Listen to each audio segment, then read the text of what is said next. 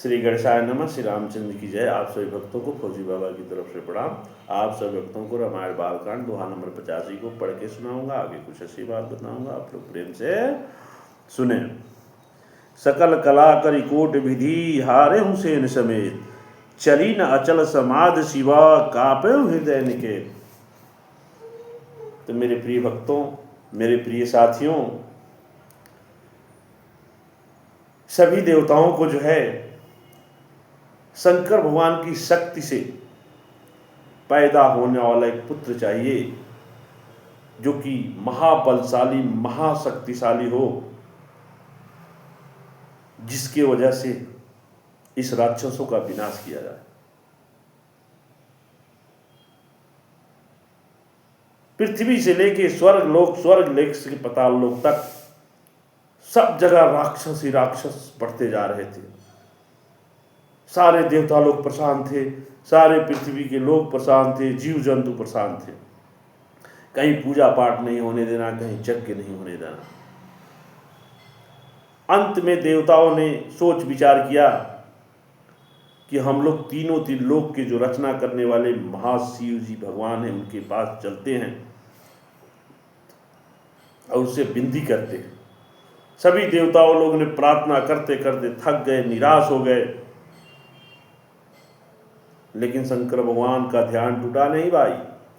कैलाश पर्वत पे ध्यान में डटे रहे। अंत में उन्होंने कामदेव के पास गए और बोले कि हे महाराज जी, आप ही सब कुछ फैसला कर दे सकते हैं।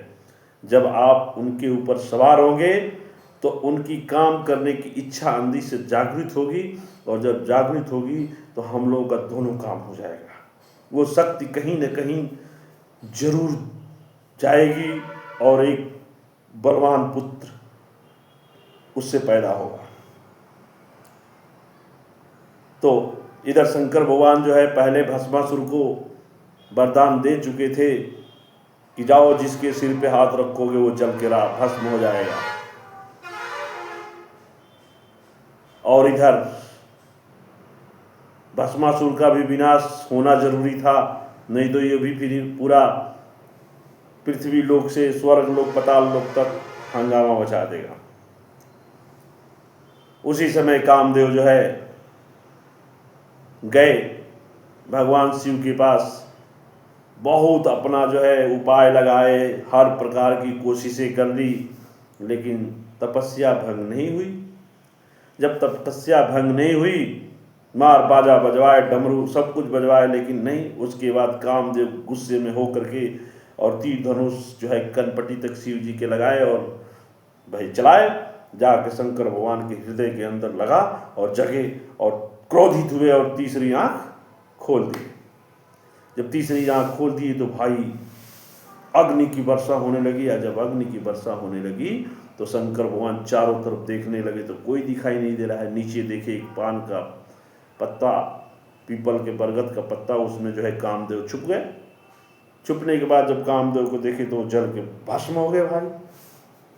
अब भस्म हो गए तो सारी दुनिया, सारे दुनिया के लोग, देवता देवी सब परेशान हो गए। भाई कामदेव अगर नहीं सवार होंगे शरीर में तो ये सृष्टि कैसे चलेगी?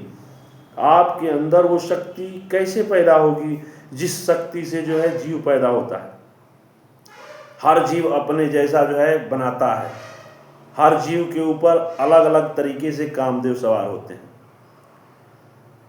भाई सभी लोग रोने लगे, गिड़गिड़ाने लगे, अब क्या होगा, अब क्या होगा, अब तो कामदेव नहीं रहेंगे तो न कामदेव किसी के ऊपर आएंगे, न ऐसा होगा और सब सृष्टि का जो है नाश हो जाएगा। तब जो है जब ये खबर कामदेव की पत्नी को पता चला तो वो आई, सारी कहानी बताई, और बताने के बाद जो है सब लोग रोने गिड़गिड़ाने लगी। तो शंकर भगवान ने सोच विचार किया, सभी देवता लोग समझाने लगे, तो उन्होंने कामदेव को फिर अपनी शक्ति से जीवित कर दिए। और जैसे ही कामदेव को जीवित किए, वो सबसे पहले शंकर भगवान के ऊपर ही सवार हो गए, चढ़ बैठे।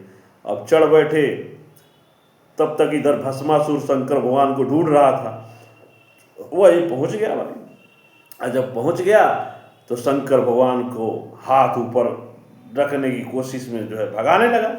शंकर भगवान बोले वरदान तो दे गए भाई, लेकिन ये तो मेरे को ही जलाएगा। तो बोले कहाँ है भाई, हमको क्यों जलाएगा, भाग रहे हैं।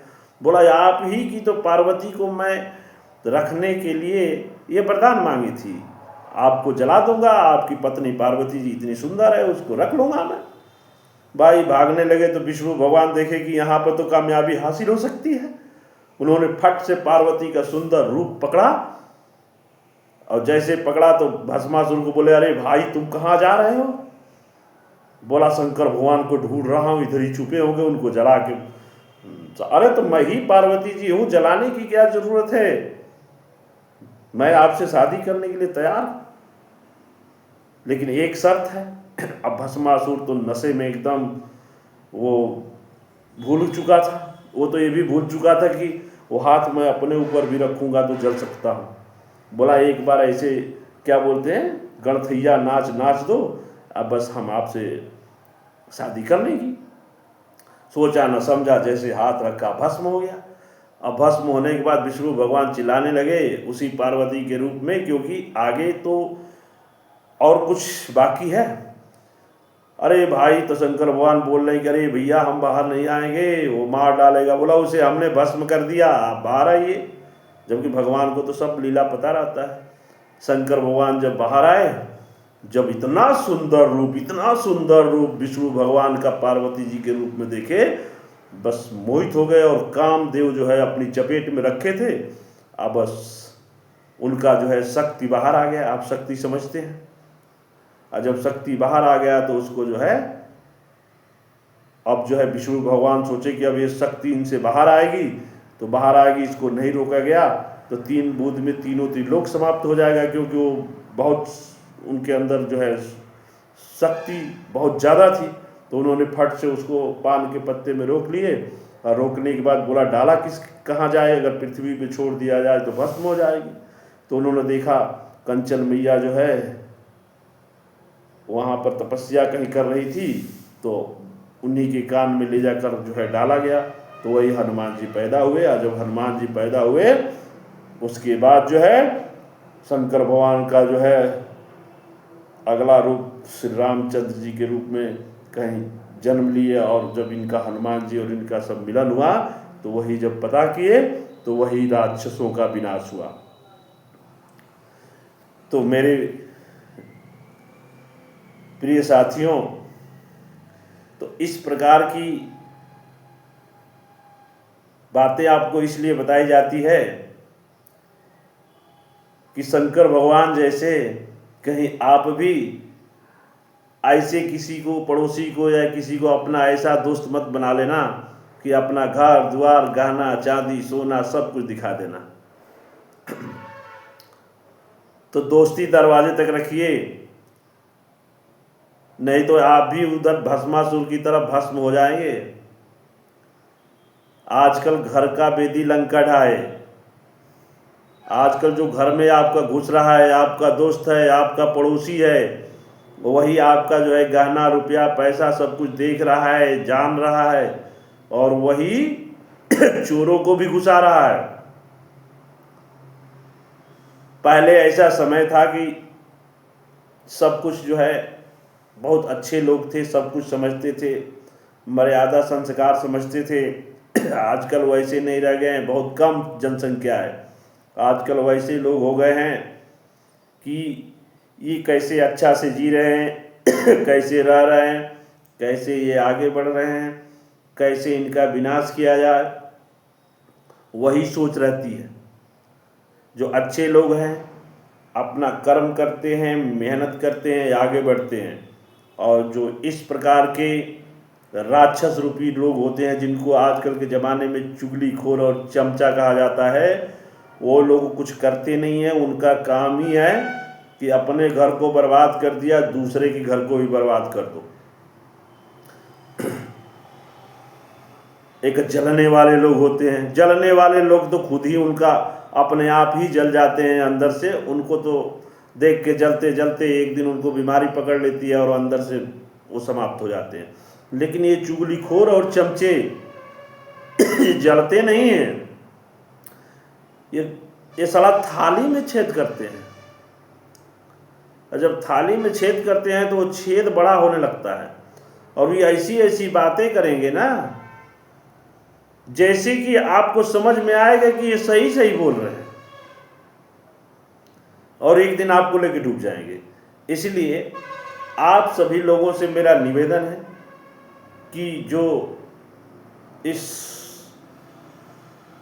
प्रवचन में या इस वीडियो में जो हमारे से गलती हुई है वो हमको मैसेज में आप बताइएगा, लाइक सब्सक्राइब जरूर कीजिएगा। आप सभी भक्तों को प्रणाम। फिर हम मिलेंगे रामायण बालकांड दोहा नंबर 86 के साथ। बोलो प्रेम से हर हर महादेव।